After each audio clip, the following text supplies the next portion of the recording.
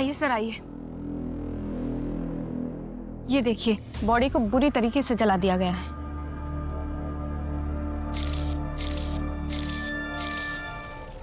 Sir ये पास में ये वॉलेट और मोबाइल मिला है, हो सकता है इसका हो, जेब से गिर गया हो। ये देखिए इसमें इसका आधार कार्ड भी है। शरद शुक्ला। ये तो शरद का ही पर्स है। क्या हुआ इसके साथ? क्या हुआ? क्या हुआ?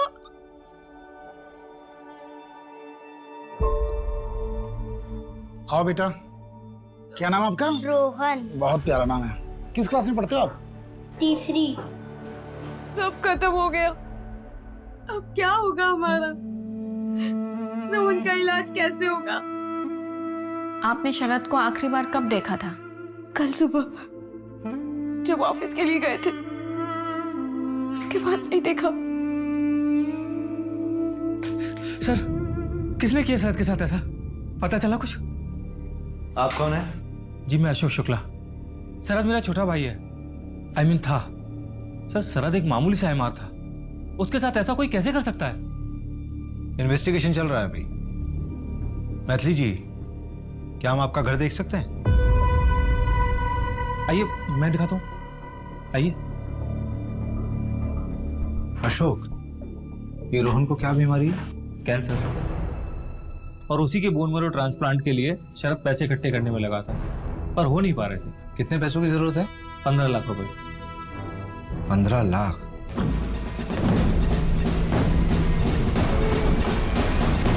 पैसा जुटाने का क्या प्लान था आप लोगों का?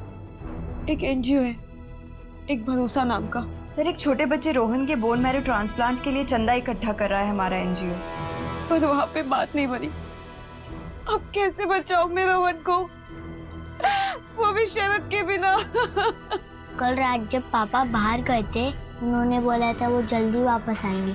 उसमें यूं गया और यूं आया, फिर मैं और मेरा शेर साथ में मस्ती करेंगे। और वो अभी तक नहीं आए।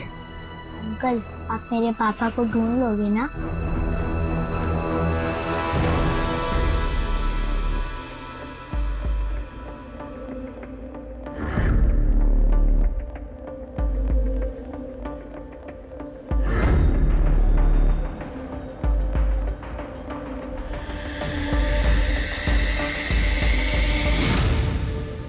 ये जो आपके चेहरे पर निशान है, ये कैसे लगे?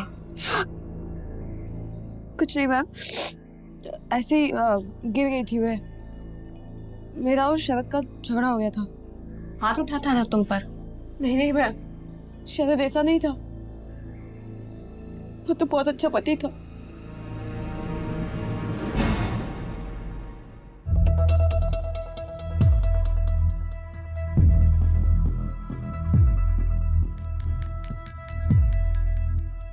भाई कर्जे का क्या होगा, बीवी चुका पाएगी? भूल जा कर्जा।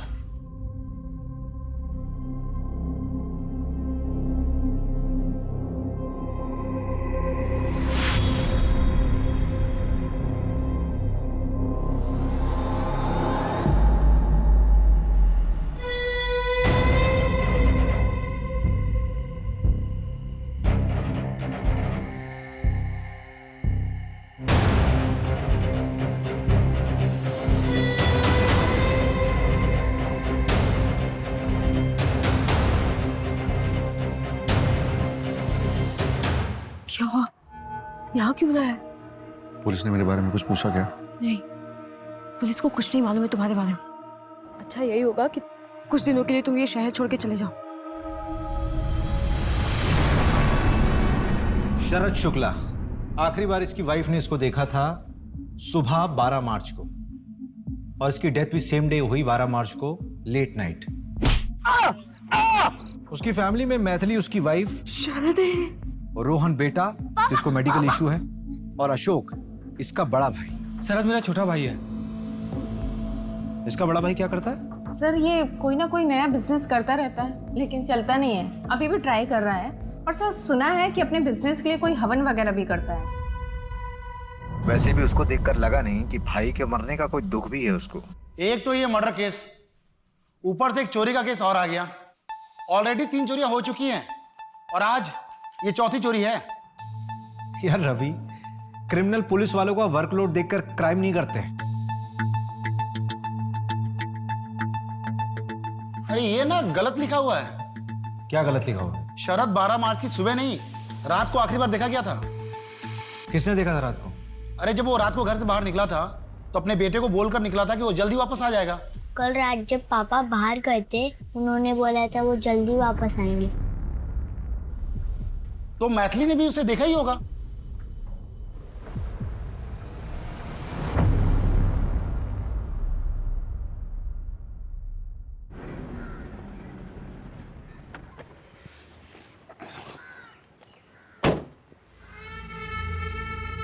यादव।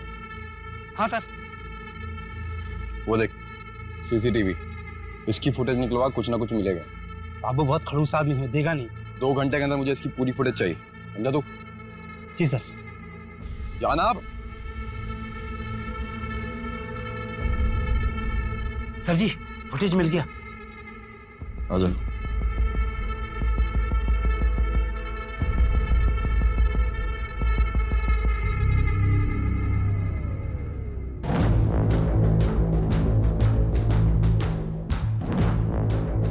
अरे वाह सर, आप तो व्योमकेश बख्शी निकले।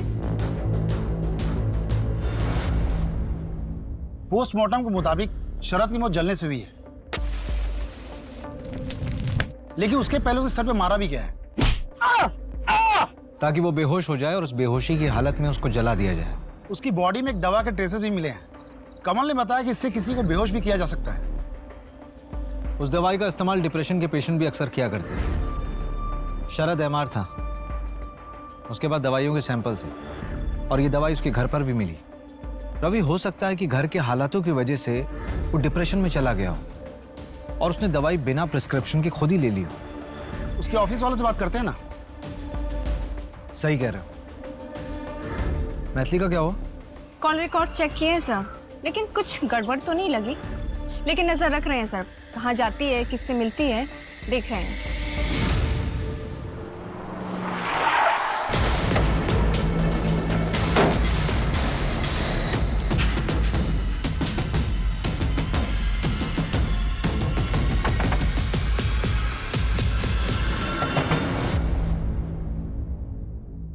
नमस्ते भाभी जी। छोड़ो मुझे, छोड़ो, सीधी खड़ी रह। छोड़ो मुझे। ये क्या बदतमीजी है? अरे भाभी जी क्यों मेहनत करवा रही हैं यादों से? बता दीजिए पैसे कहाँ हैं? कौन से पैसों की बात कर रहे हो? मुझे नहीं पता, मैंने कहा था। वही पैसे जो तेरा पति चुरा के ले गया था मेरे ऑफिस से। आपको गलतफहमी हुई है, शरद ऐसा नहीं कर सकता। किया है उसने। सीसीटीवी फुटेज है मेरे पास। मुझे मेरे पैसे किसी भी हालत में चाहिए, समझी तू? तेरा पति वैसे भी मर चुका है, वापस नहीं आने वाला है। अब तुझे बचाने वाला कोई नहीं है। मतलब शरद को तुमने मारा?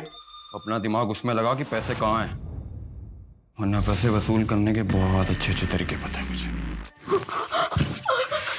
चलो रे।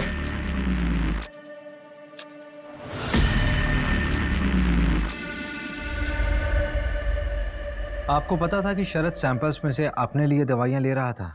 काम तो उससे होता ही नहीं था। कोई भी डॉक्टर उससे मिलने के लिए टाइम देता ही नहीं था, और वैसे भी सारी दवाइयों के सैंपल्स उसी के पास पड़े रहते थे। लेता होगा, मुझे क्या पता उस बारे में। ऐसी दवाइयां लेने के बावजूद भी ऑफिस में वो मूर्खों जैसी हरकत करके गया है। Very good Yogesh. Thank you so much sir. Morning sir. Sir थोड़ा लेट हो गया, सॉरी सर। पूरे 50 मिनट लेट हो। सीखो कुछ योगेश से। 6 महीने पहले ही ज्वाइन किया है, एंड सी इज परफॉर्मेंस। कैसे हमारा सेल्स ग्रो कर रहा है। और तुम तो बस बहाने बनाने में पूरे हो। कभी माँ बीमार है, कभी बीबी बीमार है, कभी बच्चे को कैंसर है। ऐसे जब करोगे तुम। इसकी माँ भी बीमार है, लेकिन इसका ग्रोथ देखो। ग्रोथ तो डाउन हो रहा है ना। बीच में बोलता है, खराब हो गया। Behave yourself. Get out from here. शरद, संभाल तेरी 2 घड़ी की नौकरी नहीं चाहिए मुझे। और तुझे तो मैं देख लूंगा साले। उस दिन से योगेश कभी ऑफिस में आया ही नहीं। हमने उसे काफी बार फोन किया, लेकिन उसका फोन ही स्विच ऑफ बता रहा है। हो सकता है कि वो शरद के डर से नहीं आता ऑफिस में। योगेश का एड्रेस मिल सकता है हमें?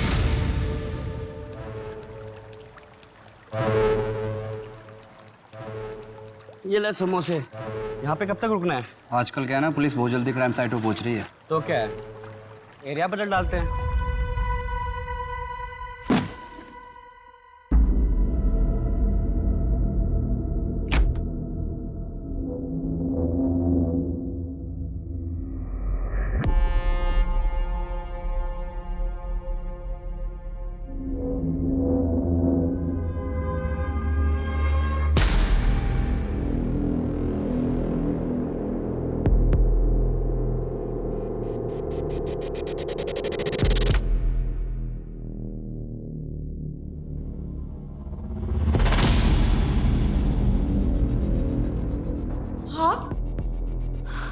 आप अंदर कैसे है?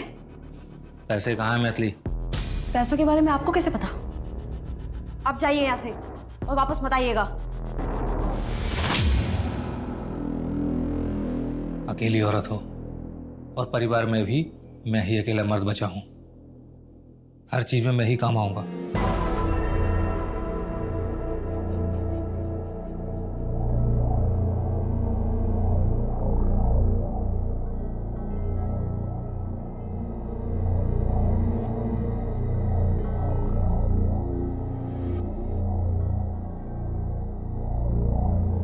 हाँ मैडम, अरे पूरी नजर बना के रखी है मैंने।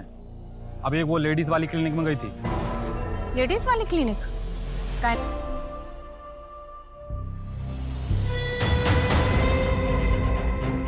बता कहाँ है मेरा पैसा? पैसा? कौन सा पैसा?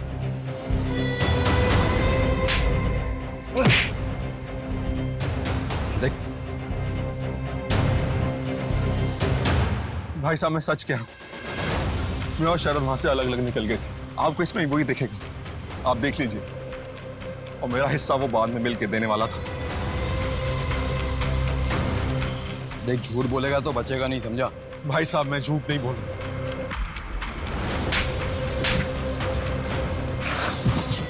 इस बार तो तुझे छोड़ दूं। अगर पता चला ना कि पैसे तूने छुपाए तो मर्डर केस बना दूंगा तेरा, समझा? बोले से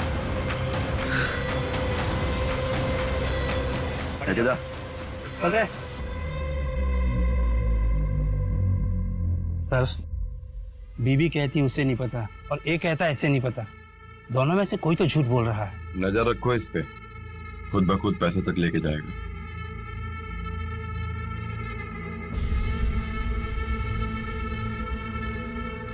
यादव। हाँ सर। ये निकिता आज भी नहीं आई क्या? साहब 4 दिन से नहीं आई, फोन भी नहीं लग रहा है। मैथिली, तुम प्रेग्नेंट थी, तुमने अबॉर्शन कराया, क्यों? मैम, वो अब शरद नहीं रहे ना, तो मैं अकेले दूसरा बच्चा कैसे संभालती? झूठ मत बोलो मैथिली, तुम्हारी रिपोर्ट पढ़ी है मैंने। तुम्हारे साथ जबरदस्ती हुई थी ना, चोट के निशान थे तुम पर।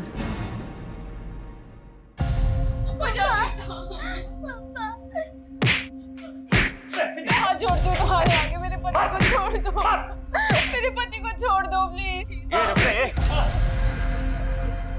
ये सुन, जब तक तू पूरे पैसे नहीं दे देते ना, तब तक मैं ब्याज वसूलता रहूंगा। शरद, रोको जाइने। मेरी बीवी को छोड़ दो प्लीज। आप बोलिए ना, आप बोलिए ना प्लीज, बोलिए ना। रोको नाइने। मैम, सब कुछ शरद के सामने हुआ, उसने रोकने की कोशिश भी नहीं की। इस बात को लेकर तुम्हारे मन में शरद के लिए गुस्सा है? मैथिली, मैं बाहर जा रहा हूँ, कुछ देर में आता हूँ। मैंने पहले ही मना किया था, रोहन के इलाज के लिए जग्गू जैसे लोगों से कर्जा ना ले। हॉस्पिटल के बिल्स बढ़ते गए मैम, और कर्जा भी बढ़ता गया। मैथिली, ये सब तुमने हमें पहले क्यों नहीं बताया? फिर क्या करती मैम, मैं बहुत डरी हुई थी। शरद तो रहे नहीं, अगर मुझे भी कुछ हो जाता तो रोहन का कौन ध्यान रखता? हम हैं तुम्हारे साथ, ऐसा कुछ नहीं होगा। अच्छा मैथिली, तुम कुछ और तो नहीं छुपा रही हो ना? नमस्ते भाभी जी। नहीं मैम। मंजू, लेकिन मैथिली को ये बात हमें पहले बतानी चाहिए थी ना। सर मुझे लगता है कि वो हमसे कुछ और भी छुपा रही है। क्या छुपा रही? वो तो पता नहीं, लेकिन शरद पर बहुत गुस्सा है। मंजू, कहीं ये मेन कल्प्रिट मैथिली तो नहीं है?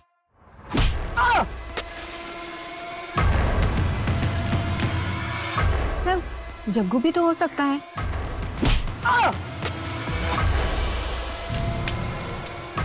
सस्पेक्ट तो बहुत से हैं। उठाओ उसे। Okay sir. देखिए, मैंने किसी को जलाया वलाया नहीं है। कोई सबूत है आपके पास? अगर सबूत है तो प्रूव करके दिखाइए। ज्यादा उछलने की जरूरत नहीं, समझा? जहां तक प्रूफ करने की बात है ना, तो तुझ पे रेप चार्जेस आराम से प्रूफ किए जा सकते हैं। मैथिली का रेप किया ना तूने? क्या रेप? मैंने कोई रेप नहीं किया है साहब। वो मैथिली ने बेचारी बनके रोते रोते आपसे बोला और आप लोगों ने यकीन कर रेप किया है तो साबित करके दिखाए। देख जग्गू, एक्टिंग बंद कर। अरे एक्टिंग करनी होती तो मुंबई चला जाता हीरो बनने के लिए। मैथिली बोल रही है ना कि मैंने उसका रेप किया है, तो उसको बोलो कि साबित करे। मैं कसम खाकर बोलता हूं, जिस क्राइम के लिए बोलोगे मैं कन्फेस कर लूंगा। पहले ये साबित करो कि मैंने रेप किया है। टेस्ट कराओ, मेरा सैंपल लो। बैठ जा आराम से। बड़ा अच्छा क्रिमिनल है, कोऑपरेट कर रहा है। रवि, हाँ? सैंपल लो इसका। चल। मतलब मैं बात। चला जा। क्राइम सीन से 500 मीटर की दूरी पे एक सीसीटीवी मिला है।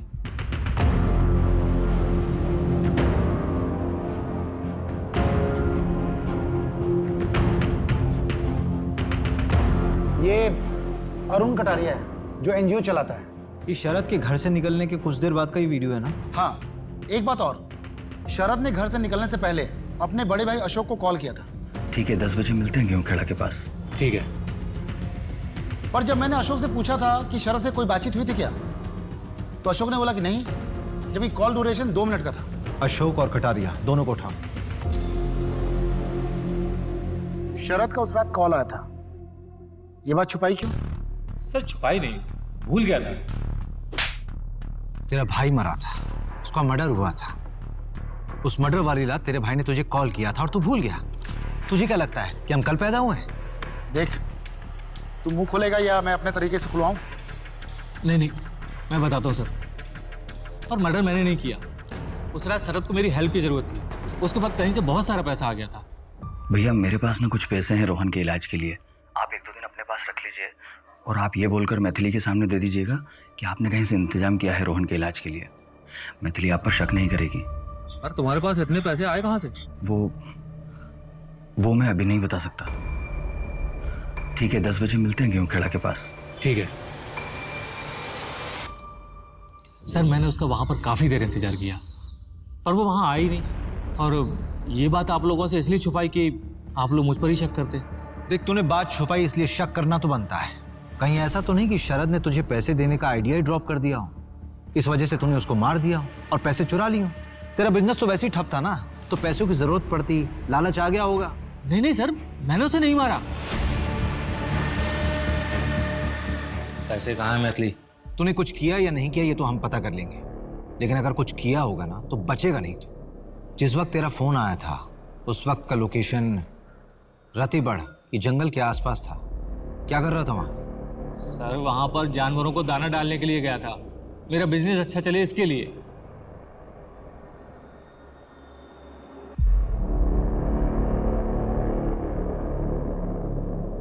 ये शरद के पास इतना पैसा आया कहां से होगा? यार रवि, मुझे लगता है उसने कोई ना कोई कांड तो किया होगा और शायद इसी वजह से उसका मर्डर भी हो। कटारिया कहाँ है? अरे बड़ा एटीट्यूड दिखा रहा है, कह रहा है कोई ढंग का सबूत है तभी थाने बुलाओ, वरना ऑफिस आके बात करो। अच्छा, चलो फिर।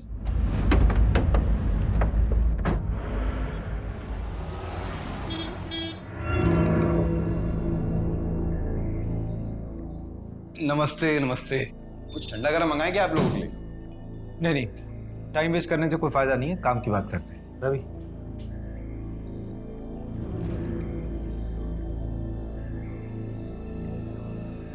अच्छा दिख रहा हूं ना मैं? हाँ सर, एकदम हीरो। हीरो नहीं, विलेन। ये लीजिए सर। हाँ, तो आप क्या पूछ रहे थे? शरद को क्यों मारा? मेरे ऑफिस से पैसे चुराए थे उसने। और मारा नहीं, पीटा सर। मेरे पैसे चुराएगा। ये बता मेरा पैसा कहाँ है? सर वो मैंने हॉस्पिटल में जमा कर दिया। मैं कल लाके सर दे दूंगा पक्का। और अगर कल लाके नहीं दिया ना तो जिंदा जला दूंगा सर। कल ले आऊंगा सर पक्का। लिख रहे जिंदा जला दूंगा ऐसा कहा था सर। शायद उस दिन माता बैठी थी जबान पे, मैंने तो बोला जला किसी और ने दिया। अरे सर जब वो अगले दिन मेरे पास पैसे लेकर आने वाला था तो मैं उसे क्यों मारूंगा? इस फुटेज में साफ दिख रहा है तुम शरद के पीछे रहते। अरे वहां मेरी गाड़ी खड़ी थी ना सर, इसलिए जाना पड़ा। अरे मैंने तो उसे छोड़ दिया, दया दिखाई, मारा नहीं उसे। तो तुम्हारे ऑफिस में जो चोरी हुई थी उसकी रिपोर्ट क्यों नहीं लिखवाई तुमने पुलिस में? वो क्या है ना सर कि पुलिस वालों पे मैं विश्वास नहीं करता, मैं अपने काम खुद कर लेता हूँ। आपको एक चीज दिखा, ये देखिए।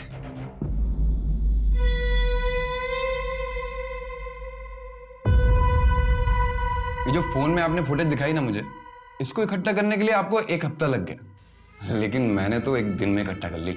अब बताइए आपकी इन्वेस्टिगेशन में दम है या मेरी? वो दूसरा चोर कौन है? इन्वेस्टिगेशन चल रही है, पता चल जाएगा।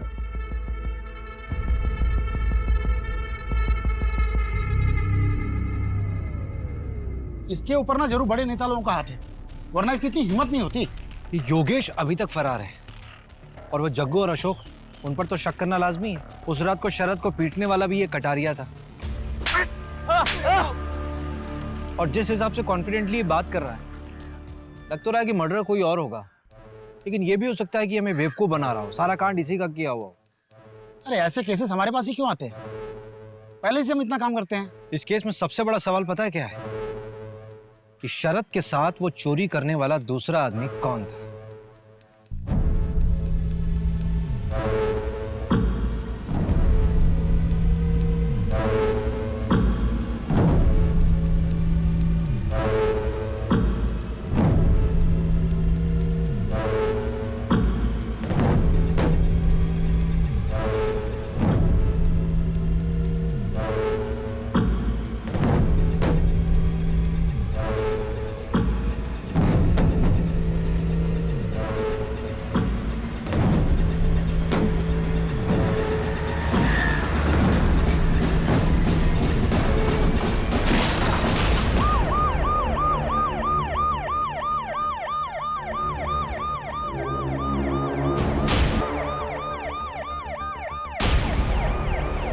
एक्सीडेंट लग रहा है। कमल को बोल 12 घंटे के अंदर मुझे इनिशियल रिपोर्ट चाहिए, बाकी डिटेल्स बाद में सबमिट कर देना। हाँ ठीक है। अशोक की ऑटोप्सी रिपोर्ट। कमल ने कमाल कर दिया, 12 घंटे बोला था, 10 घंटे में रिपोर्ट दे दी।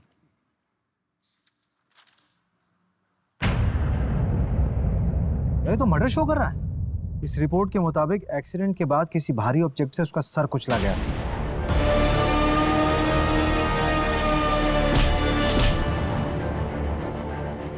इसका मतलब ये एक्सीडेंट वाली स्टोरी हमें भटकाने के लिए दिखाई गई। कहीं ये कटारिया के पैसे इसके पास तो नहीं थे?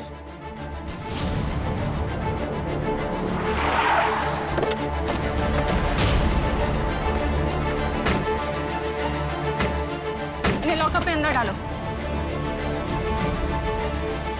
सर, एक केस तो क्रैक हो गया है। यही है वो चोर जिन्होंने पूरे एरिया में आतंक फैला रखा था। मरोली में चोरी करते वक्त पकड़े गए हैं। शहर में इतने सीरियस क्राइम हो रहे हैं और तुम लोग ये चोरी वोरी करके हमारा काम क्यों बढ़ा रहे हो भाई? साहब हम तो सिर्फ छोटे मोटे चोर हैं, और छोटी मोटी चोरी इसलिए करते हैं कि आप हम पे अपना टाइम बर्बाद ना करें। साहब सब कुछ बताते हैं, बस मारिए मत। इतनी आसानी से बता दोगे? साहब आप क्या चाहते हैं, इस जुर्म के लिए हम फांसी पे चढ़ जाए या आपकी मार खाते रहे?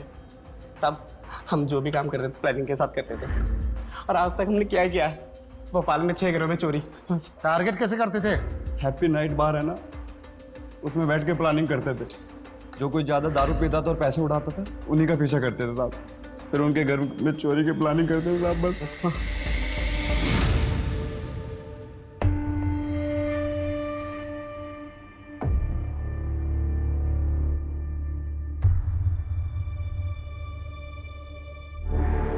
सर। हाँ बोलो। सर मुझे पुलिस प्रोटेक्शन चाहिए। Police protection? जी सर। क्यों, कौन हो तुम? एक सेकंड, तुम वही हो ना शरद के साथ जो चोरी कर रहे थे कटारिया के वहां? हाँ सर। तुम्हें पुलिस प्रोटेक्शन चाहिए? चल चल चल, जेल में डालेंगे तुमको। वहां ना A1 पुलिस प्रोटेक्शन मिलेगी तुमको। चले चल। सर मैं मानता हूँ कि मैंने चोरी की है, पर अब पैसे मेरे पास नहीं है सर, और शरद की मौत के बाद मेरी जान को भी खतरा है सर। पैसे किसके पास है? मुझे नहीं पता सर किसके पास है, हो सकता है शरद की गर्लफ्रेंड के पास हो। शरद की गर्लफ्रेंड? जी सर, निकिता।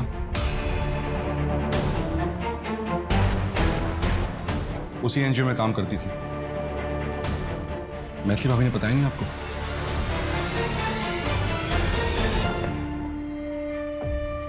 मम्मी हम कहाँ जा रहे हैं? हम जबलपुर जा रहे, तुम्हारी मौसी के यहाँ। अशोक अंकल भी आएंगे क्या हमारे साथ? नहीं, अब वो कभी नहीं आएंगे। बेटा, हम ये शहर छोड़ के जा रहे हैं। तुम्हारी मौसी के यहीं पे तुम्हारा इलाज होगा, ठीक है? तुम यहीं रुको, मैं अभी आती हूँ।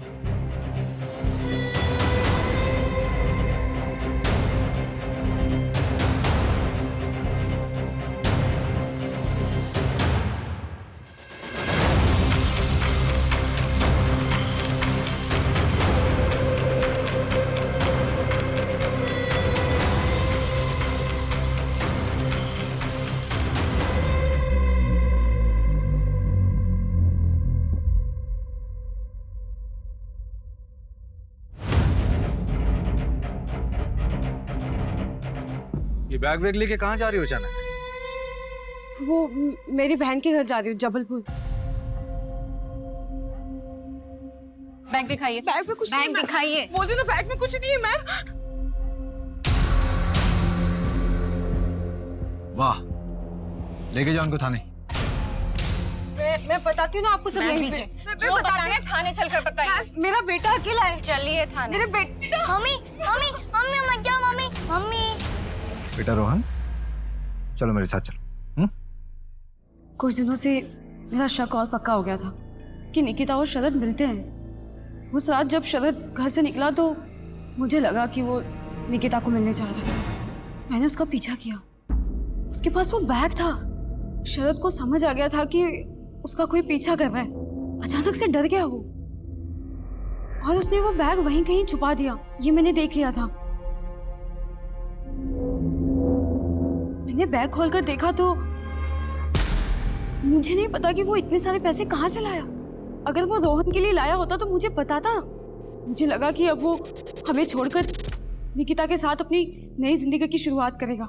मैं वो बैग लेके वहां से निकल गई और घर पे आके कहीं छुपा दिया। मेरा तो ये प्लान था कि मैं शरद को बिना बताए ये सारा पैसा हॉस्पिटल में जमा कर दूं। लेकिन अगले दिन आपने शरद की मौत की खबर सुना दी। तो पैसे इतने दिन छुपा कर क्यों रखे थे? हॉस्पिटल में जमा क्यों नहीं कराया? शरद की मौत के बाद मुझे मुकेश से ये बात पता चली कि उसने ये पैसे सारे कहाँ से चुराए थे, और ऊपर से वो कटारिया रोज घर पे आके धमकी देता था। मुझे मेरे पैसे किसी भी हालत में चाहिए। अगर मैं ऐसी सिचुएशन में ये पैसे हॉस्पिटल में जमा करती तो सबको पता चल जाता। मैंने बस सही वक्त का इंतजार किया, और फिर अशोक भाई साहब के मर्डर के बाद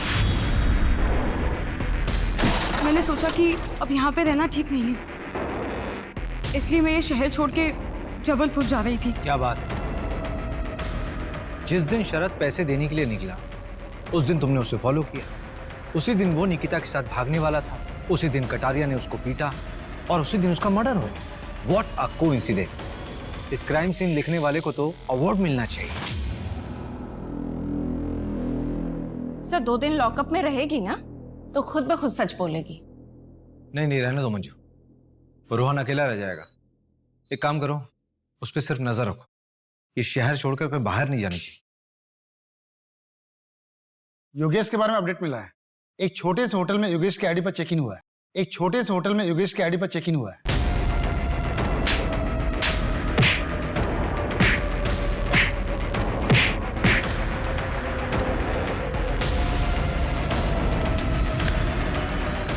बस 2 ही दिन रुका था, कल ही चेकआउट किया।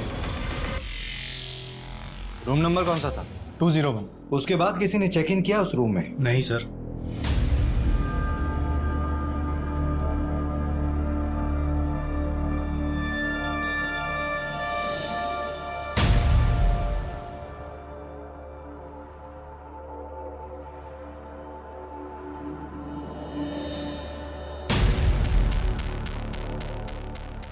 रवि, ये बंदा 2 या 3 दिन में होटल बदलता होगा। बहुत स्मार्ट बंदा है।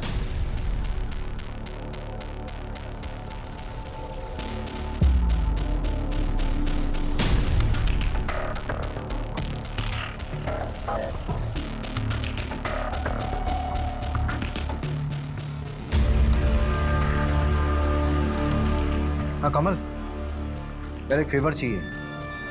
रवि, हाँ, इस तरह के सारे होटल्स को चेक करो। हो सकता है किसी ऐसी होटल में रुका हो। और शहर के जितने भी एग्जिट पॉइंट है, चाहे वो बस स्टॉप हो, टोल नाका हो, स्टेशन हो या फिर एयरपोर्ट हो, मुझे सबके सीसीटीवी फुटेज चाहिए। यार ये बंदा अगर शहर के बाहर निकल गया होगा फिर तो उसको ट्रैक करना होगा। ठीक है। हाँ मंजू बोलो। सर, कटारिया की डिटेल्स निकाले तो पता चला कि इनकम टैक्स डिपार्टमेंट की इन्वेस्टिगेशन चल रही है उसके ऊपर। कटारिया के फ्रॉड्स, बड़े लोगों की मनी लॉन्ड्रिंग, सबके डिटेल्स है इसमें। उठाओ साले को। बहुत हेकड़ी दिखा रहा था ना, निकालते हैं इसकी हेकड़ी।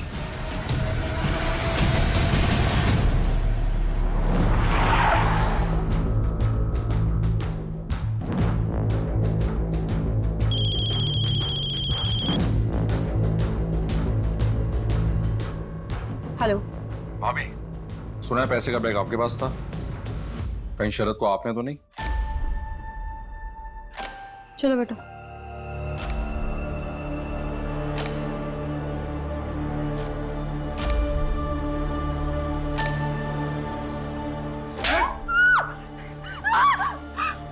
बड़ी आशिकी चढ़ी देना उस शरद के साथ, मुझे धोखा देगी।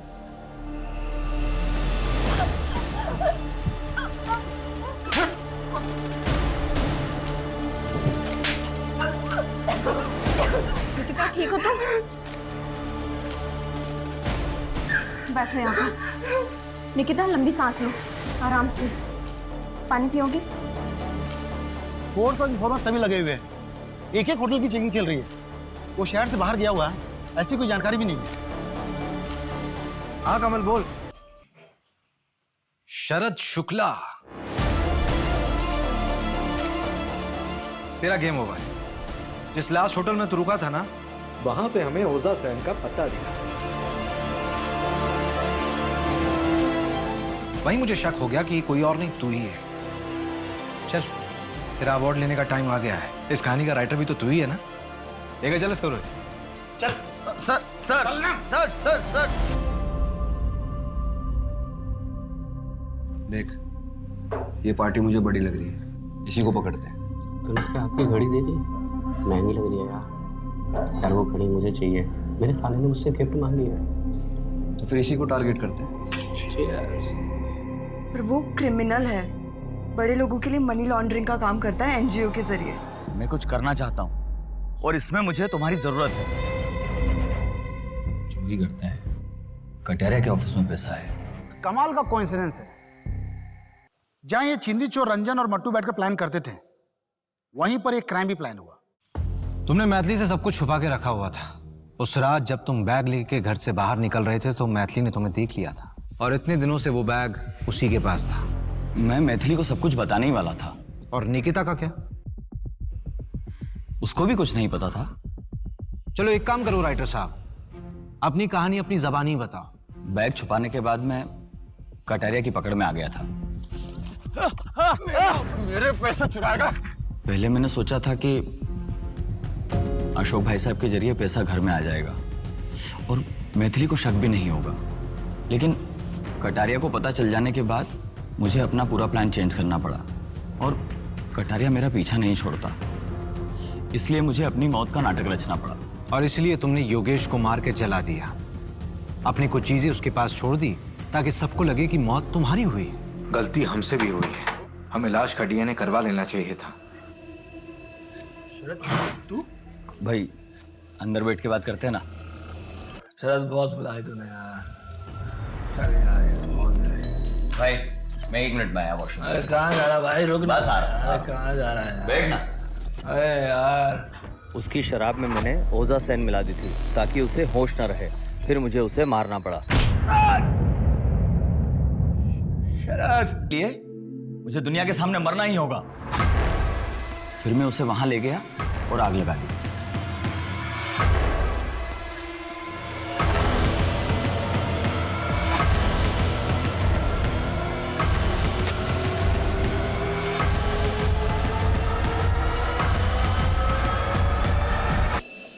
बाद में मैंने सोचा कि पैसों का बैग निकालकर मैं मैथिली को दे दूंगा, लेकिन जब मैं वहां पहुंचा तो पैसों का बैग वहां नहीं था।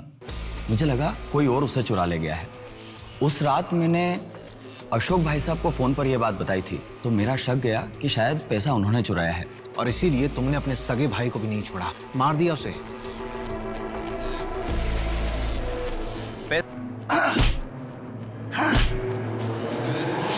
मैंने चोरी की, पर मुझे लगा कि इससे रोहन की जान बच जाएगी और मैं जेल भी नहीं जाऊंगा, और फिर कभी न कभी हम एक परिवार की तरह फिर से मिलकर रहेंगे किसी और शहर में। मैं तुम्हारी मजबूरी समझ सकता हूँ शरद। एक बच्चे की जान बचाने के लिए, खासकर अपने बच्चे की जान बचाने के लिए इंसान किसी भी हद तक जा सकता है, पर जुर्म तो जुर्म है। योगेश भी किसी का बेटा था और अशोक तो तुम्हारा भाई था, तुम्हारा सगा भाई। इस बैग में 13 लाख रुपए एनजीओ में लोगों ने डोनेट किए थे रोहन के नाम पे। ये सारे पैसे रोहन के ही हैं।